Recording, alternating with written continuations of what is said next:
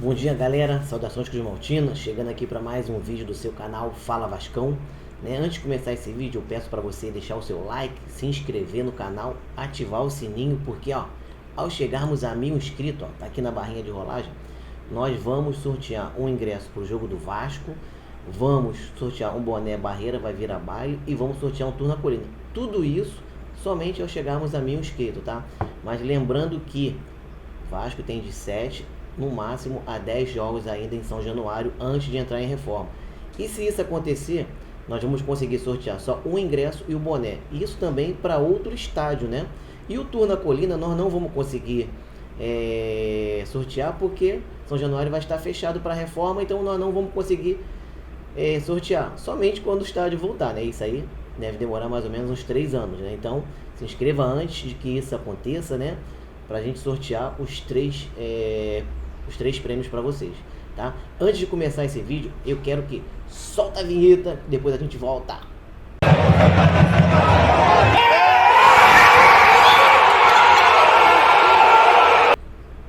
Bem, galera, voltamos aqui, né, para falar sobre várias notícias que tá pipocando aí no mundo do Vascão da Gama, né? Pedrinho soltou o balanço, né, depois de 3 meses de atraso. Jogadores vão viajar e tem um que virou dúvida, galera, né? Vamos falar aqui sobre os jogadores que se lesionou, né, nos últimos jogos. Um não jogou, o outro saiu na metade do segundo tempo, né? Que é o caso do Lucas Piton e do Maicon, né? Segundo informações aí, os dois vão viajar, né? Eles treinaram essa semana. Hoje está tendo o apronto lá. Provavelmente mais tarde deve estar soltando os relacionados. Então o Lucas Piton e o Maicon provavelmente vão viajar com a delegação do Vasco, vão partir para o jogo contra o Criciúma. Jogo importante esse, né, para a gente conseguir os 3 pontos aí, ficar mais perto do pessoal lá do G8, G6, né? Então é importante a volta desses dois, né? E também temos o Pablo Verrete, né? O Pablo Verrete virou dúvida, ele até treinou essa semana, ele treinou acho que quinta-feira, e hoje eu acho que ele está indo a campo. A gente ainda não tem essa notícia, né? Eu estou fazendo esse vídeo aqui fresquinho para vocês, então a gente não tem notícia se Pablo Verrete treinou no dia de hoje, né? E pelos que a gente está vendo aí nas redes sociais, ele não deve ser relacionado, mas isso ainda é uma dúvida, tá? Não é uma certeza. Certeza a gente só vai ter quando soltar os relacionados, né? Tomara que Pablo Verrete seja relacionado e a gente consiga levar o Pablo Verrete lá para Criciúma, porque ele é importantíssimo. O Vasco depende muito, né, do futebol aqui do Verrete, que ele é um cara que a gente conta muito, né, para esse jogo. O Vasco joga muito em função do Verrete, essas bolas ofensivas e também defensivas, ele ajuda muito, né, o Vasco, né? Então a gente conta com o Verrete, né, para esse jogo. E saiu também a informação, né, do associativo, né, com mais de 3 meses de atraso, saiu o balanço do CRVG, né? Eu vou botar aqui na outra tela para vocês dar uma olhada, pra gente ver junto, né? Aqui, ó, saiu o balanço do CRVG, né? O balanço aponta dívidas de 212 milhões, né? Apresentou o prazo para soltar o balanço era 30 de abril, né? Então, mais de 3 meses de atraso. E uma dessas divergências aqui, ó, nas demonstrações financeiras, a diretoria do Pedrinho apontou um aumento de 212 milhões de dívida do clube associativo, né? Cenário descrito pelo GE também, ele publicou mais ou menos isso aí em 24 de abril, tá? Essa fonte aqui que eu tô puxando aqui é do GE, tá, galera? Aqui, ó, de acordo com o documento publicado por Vasco nessa sexta, o Vasco deve quase 30 milhões ao Vasco SAF. Isso aí. No entanto, a gestão Pedrinho ressalva que estes montantes estão pendentes em discussão e entendimento, sem significar a concordância do débito, que teria 22,3 em 22 e 6,8 em 2023. O Pedrinho, né, ele soltou uma carta, né, para os torcedores e sócios, né? O aumento da dívida se deve à classificação né, de processos judiciais cíveis e trabalhistas sobre possíveis perdas nas pedidas dos potenciais credores. A necessidade desse extenso trabalho adicional motivou o atraso na entrega deste relatório dentro do prazo limite, que era 30 de abril. Justificou o Pedrinho. O Vasco classificou como perda judicial provável a soma de 143 milhões em processos, sendo 118 milhões trabalhistas e 24,2 de natureza civil, né? O documento das contas vascaínas de 2023 lembra que o passivo circulante e não circulante era de 212 milhões. O saldo das contingências cíveis e trabalhistas classificadas pelos escritórios como risco de perda possível e remota, e por essa razão não contabilizadas no balanço de 30 de 12 de 2023, né? No caso, a gestão Salgado que publicaria... não foi publicado no balanço, não seria do Salgado. Que podem vir a materializar futuramente, totaliza, então quer dizer que o Vasco pode ainda ter mais um aumento de dívida de 90 milhões, né? Que são causas que ainda estão tributando na justiça, né? Estão correndo na justiça ainda. Vamos lá. Ele também aqui tem alguns pontos aqui que ele faz críticas ao futebol sob a 777. Dentre os erros, o mais crítico foi o aumento do valor da folha salarial do futebol como solução para a situação desesperadora que o clube vivia na tabela, na tabela de classificação, né? Foi o que a gente fez no segundo semestre para poder nos livrar do rebaixamento. Contratou, pagou salário alto para o jogador não deixar de vir para o Vasco, e foi uma coisa que, deixa eu aumentar só aqui a tela, isso aí, que aí na época o Vasco fez contrato com jogadores de várias cláusulas de premiação para não rebaixar, renovação automática em caso de não rebaixamento, né? Então o Pedrinho fala muito sobre isso. O futuro financeiro da Vasco foi severamente comprometido. A promessa de uma administração profissional eficaz e responsável deu lugar ao gênio, deu lugar ao depois a gente vê como faz, né? Isso aí é uma prática muito que a gente via no associativo. Nada que o Vasco da Gama tenha vivido em épocas passadas, tá vendo? Isso aqui ele já até disse isso aqui. Críticas ao Salgado. Definitivamente a temporada 2023 do futebol vascaíno foi muito aquém das expectativas criadas pelo investimento realizado pela Vasco SAF. Em nenhum momento a diretoria administrativa do CRVG na gestão Salgado se fez valer sua posição de sócio da Vasco SAF.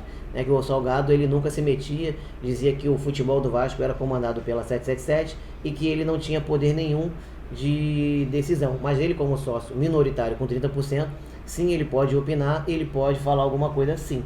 Mesmo que eles não escutem, ele teria que falar e cobrar. Aí ele diz que cuja composição é 70-30, falar o contrário é na contramão da grandeza do Vasco. Foi como nós dissemos aqui. Apesar de ser um sócio minoritário, você tem direito a falar, né? Mesmo que o parceiro aí, no caso na época 7771, não escutava o associativo. Aqui ó, ele diz, ir contra a mão grandeza do Vasco e reduz o negócio a uma simples operação de compra e venda, colocando o desempenho esportivo de forma secundária. Foi o que nós vimos muito isso, né? Contrato com a 777. Novas fontes de receita são extremamente limitadas em função das propriedades transferidas para exploração pelo Vasco SAF, né? Isso aí é o contrato que o Vasco fez de locação de São Januário. Pelo que rege o contrato, o contrato também que o Salgado fez, 100% dos royalties eram destinados a Vasco SAF. Nada ia para o CRVG, que paga o Vasco um fixo anual de 1 milhão, corrigido pelo IPCA, né? Mais um percentual variável. Isso praticamente inviabiliza a possibilidade dos RVG desenvolver e licenciar produtos para ampliação de receitas, né? Então ficava tudo indo para a Vasco SAF. Ela detinha os direitos de exploração da marca Vasco.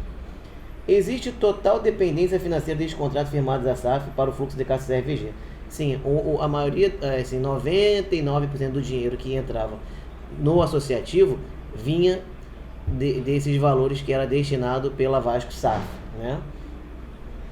Em 2023, o fluxo de caixa da SFG foi próximo a zero, mas a diretoria administrativa anterior antecipou o recebimento em 2023. No caso, o Salgado antecipou valores da SAF, de um dos 4 pagamentos trimestrais do royalties, comprometendo assim o fluxo de caixa do 2024. Então, ele antecipou um valor da SAF que seria para 2024, né? Renegociação de pontos desvantajosos. O cenário econômico do CRVG, financeiro do CRVG, é extremamente desafiador, considerando as limitações para a geração de novas receitas impostas pelo contrato da 777 Partner e as dívidas que permaneceram sob a responsabilidade do CRVG. Entre as iniciativas em andamento para reverter esse cenário, destacamos o potencial de geração de novas receitas decorrentes de novas propriedades e oportunidades criadas a partir da ampliação de São Januário, cujo projeto da venda do potencial construtivo garante os recursos que precisam ser necessariamente aplicados exclusivamente na obra. Como nós dissemos, a venda do potencial construtivo não pode ser feita para nada a não ser a obra exclusivamente de São Januário. Todo o dinheiro, 100% que vai ser vendido no potencial construtivo, tem que ser aplicado na obra de São Januário, né? Conforme determinado pela lei. Então, a gente vê isso, né? Não tem, né, entre aspas, não tem esse perigo do dinheiro eles usarem para outra coisa, porque pela lei, né, a gente sabe que lei aqui no Brasil também é uma coisa complicada, pela lei eles não podem usar esse dinheiro para outra coisa a não ser a reforma de São Januário. Temos também renegociação de pontos desvantajosos do contrato com o investidor, a obtenção de certidão negativa de débito para financiamento dos esportes amadores. Isso é muito importante, né? Porque se você tiver a certidão negativa de débito, né, você consegue obter dinheiro para financiar os esportes amadores, a captação de novos patrocínios, programa de anistia de sócios estatutários e captura de sinergias entre CRVG e Vasco SAF, né? Aí ele termina aqui com a carta, né? Pra gente não esmurecer, né? Ele diz também que passou aqui, chegou aos 7 anos no Vasco, né? Então ele diz aqui, ó, se faltaram recursos, seja ele financeiros, sobrou o empenho dos funcionários e colaboradores. Por fim, diante desse contexto, vive para... Não posso deixar de lembrar que o Vasco da Gama sempre superou seus desafios. Isso aqui é importante, ó. Não posso deixar de lembrar que o Vasco sempre superou seu desafio quando todos os vascaínos se uniram. Portanto, convoco todos os vascaínos a se unirem com espírito de determinação para superar os desafios que o nosso clube enfrenta. Neste momento crucial, é fundamental que deixemos de lado quaisquer diferenças e trabalhemos juntos para fortalecer o Clube de Regata Vasco da Gama. A presidência está aberta para ouvir e acolher a colaboração de todos os vascaínos, reconhecendo que a nossa união é imbatível, essencial para recolocar no trilho na sua história, né? Saudações vascaína, Pedrinho. Isso aí eu também sempre digo, né? Só que o Vasco até hoje a gente ainda não se uniu, a gente continua brigando com a gente mesmo. O nosso maior inimigo somos nós mesmos, né? A gente não precisa de inimigo, a gente briga com a gente mesmo, né? Então o Pedrinho termina essa carta aqui, como eu sempre estava dizendo aqui no canal, a gente sempre diz isso, o Vasco tem que se unir, o Vasco tem que... a oposição tem que ser oposição, tem que cobrar sim, mas também tem que ajudar, né, com ideias, com coisas boas pro Vasco. E eu digo mesmo aqui pro pessoal dos youtubers, dos influencers, tem que se unir, não adianta querer brigar, um puxar a sardinha pro outro lado, gente para candidato, tem gente que apoia isso, apoia 777, apoia o outro. Não, se a gente se unir, a gente se torna imbatível, né? Então eu vou terminando esse vídeo por aqui, eu deixei para fazer esse vídeo um pouquinho mais tarde, até pra gente ter uma noção dessa publicação, desse balanço, né? Então a gente deu uma esclarecida, se pintar mais alguma coisa, a gente faz mais algum vídeo, mais alguma nota nas nossas redes sociais.